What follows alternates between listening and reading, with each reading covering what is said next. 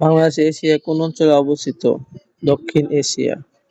কৃষি সম্প্রসারণ অধিদপ্তর অনুযায়ী বাংলাদেশে ড্রাগন ফল উৎপাদনের শীর্ষ জেলা কোনটি?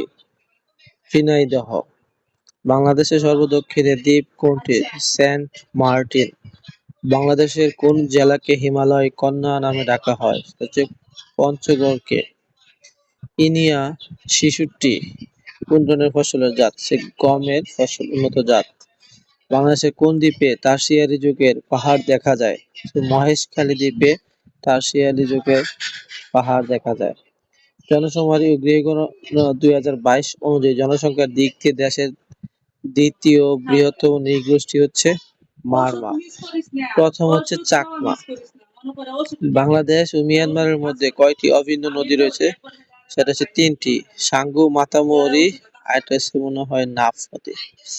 আমেরিকার পোশাক ব্র্যান্ডগুলোর উদ্যোগে গঠিত সংগঠন হচ্ছে কোনটি? হচ্ছে অ্যালায়েন্স। বাংলাদেশের সীমান্তবর্তী ভারতের কয়টি রাজ্য রয়েছে? বাংলাদেশের সীমান্তে ভারতের রাজ্য রয়েছে ৫টি। নিকাশ গড় বা ক্লিয়ারিং হাউস হিসেবে কাজ করে কোন ব্যাংক? সেটা হচ্ছে বাংলাদেশ ব্যাংক। বর্তমানে শাহবাজপুর দ্বীপের নাম কি? সেটা হচ্ছে ভোলা। নিচের কোনটি যমুনা নদীর উপনদী? যমুনা নদীর উপনদী হচ্ছে তিস্তা। নিচের কোনটি আলুর জাত নয়?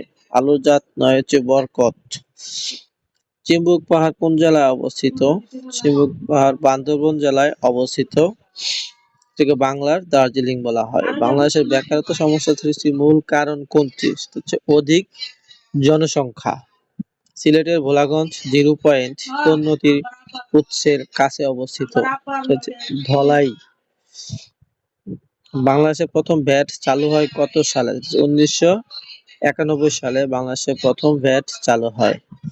বাংলাদেশে মৌসুমী বৃষ্টিপাত মূলত কোন বায়ুর কারণে হয়ে থাকে? দক্ষিণ পশ্চিম মৌসুমী বায়ু এর কারণে হয়ে থাকে। মাতৃজাতিক পরিবার দেখা যায় কোন সম্প্রদায়ের সাথে? গারো।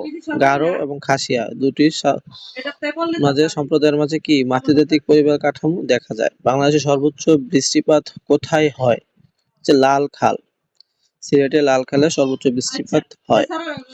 দেশের সর্বাধিক গুরুতর জাতীয় সমস্যা হিসেবে সরকার কোনটিকে চিহ্নিত করেছে? জনসংখ্যা বৃদ্ধিকে চিহ্নিত করেছে। বুড়িমারী স্থলবন্দর কোথায় অবস্থিত? বুড়িমারী স্থলবন্দর অবস্থিত লালমনিরহাট। তিস্তা ও ব্রহ্মপুত্র নদ কোথায় মিলিত হয়েছে? তিস্তা ও ব্রহ্মপুত্র নদ মিলিত হয়েছে চিলমারীতে। বাংলাদেশ পরিবেশ সংরক্ষণ আইন কত সালে প্রণয়ন করা হয়? ১৯৯৫ সালে প্রণয়ন করা হয়। নিচের কোনটি সরকারি আয়ের কর বহির্ভূত উৎস? টোল ও লেভি। মংলা বন্দর কোন নদীর তীরে অবস্থিত? মংলা বন্দর হচ্ছে পরশুর নদীর তীরে অবস্থিত। বাংলাদেশের জলবায়ু কোন ধরনের জলবায়ু?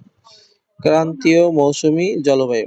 ২৫-২৬ অর্থবছর বাজেট এর মোট পরিমাণ কত? ৭,৮৯,৯৯৯ কোটি টাকা। মেঘনার মোহনায় জেগে ওঠা নতুন সবুজ চর আয়তন কত কিলোমিটার? প্রায় ৮০ বর্গ কিলোমিটার। বাংলাদেশে নির্মিত প্রথম রেল লাইন কোনটি? Darshana Jagati rail line. বাংলাদেশের পণ্য দ্বিতীয় সর্বোচ্চ রপ্তানি হয় কোন দেশে? জার্মানিতে। বিসিসিআই এর তত্ত্বাবধানে বর্তমান কতটি শিল্প কারখানা সচল রয়েছে? ১১টি।